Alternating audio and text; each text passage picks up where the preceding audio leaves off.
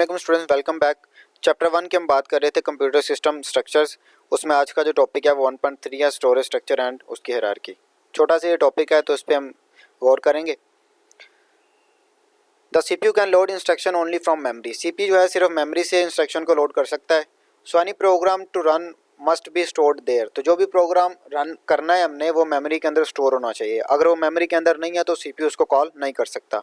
Computers run most of the program from rewritable memory called main memory. ज़्यादातर जो programme लिखे जाते हैं कंप्यूटर के अंदर वो कंप्यूटर रन कहाँ से करता है जी? रैम के अंदर से करता है। लेकिन रैम परमानेंट स्टोरेज नहीं होती। अब क्यों नहीं होती उसकी दो वजूहत हैं। एक तो ये है कि the main memory is too small, यानी रैम की जो कैपेसिटी होती है वो ज़्यादा नहीं होती है। अगर आप मोबाइल्स पे भी देखें तो रैम की जो स्टोरेज है वो कम होती है, 2 GB या 3 GB उसकी रैम होती है मोबाइल्स की मोस्टली जो है। ठीक है। The main memory is volatile storage that losses it's content when power is turned of. तो जब भी लाइट ऑफ होती है तो मेन मेमोरी वोल्टाइल होने की वजह से इसका जो है सारा डाटा इसमें से ज़ाया हो जाता है। उसके बाद ये इसका स्ट्रक्चर है जिसमें रजिस्टर है, कैशे मेमोरी है, मेन मेमोरी है, सॉलिड स्टेट डिस्क है। उसके बाद मैग्नेटिक डिस्क है, ऑप्टिकल डिस्क है, मैग्नेटिक टेप्स हैं। अगर आप साइज़ के लिहाज से देखें तो ये डाउनवर्ड इंक्रीज़ करेगा, यानी जैसे जैसे हम नीचे आएंगे वैसे वैसे इसका साइज़ बढ़ता जाएगा इन डिवाइसेस का। लेकिन जैसे जैसे हम अपवर्ड जाएंगे तो इनका साइज़ कम होता जाएगा, इनकी स्पीड बढ़ती जाएगी और कॉस्ट पर बिट जो है वो भी इंक्रीज़ होती जाएगी। बिट कहते हैं 0 या 1, 0 या 1 में से कोई भी हो सकता है। अब इसमें क्या हो सकता है जी? जैसे जैसे ये अपवर्ड चलेगा वैसे वैसे इसका साइज जो है वो कम होता जाएगा, लेकिन इसकी कॉस्ट जो है वो पर बिट बढ़ती जाएगी। The higher levels are expensive. जो अपर लेवल होते हैं वो एक्सपेंसिव होते हैं लेकिन फास्ट होते हैं। As we move down the cost per bit it decreases. जैसे जैसे हम नीचे आते हैं वैसे वैसे कॉस्ट पर बिट जो है वो कम होती जाती है। ठीक है।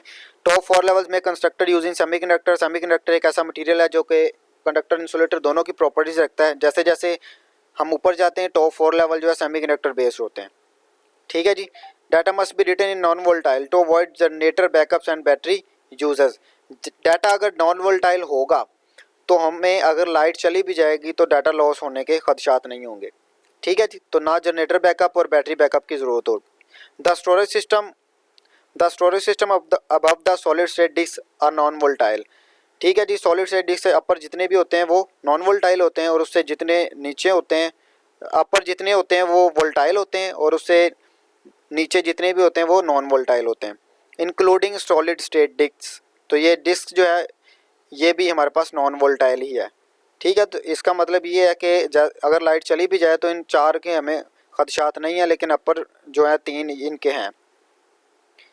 लास्ट पे जो है हम देखते हैं कि if external power is interrupted the solid state disk the disk controller copies data from RAM to magnetic disk. तो ये डाटा को उठा के रैम से मैग्नेटिक डिस्क में फेंक देता है अगर लाइट जो है ऑफ हो जाती है। और ये डिस्क कंट्रोलर की हमने बात की थी लास्ट लेक्चर में कि कंट्रोलर्स होते हैं डिफरेंट किस्म के जो कि बस बार के साथ जुड़े होते हैं।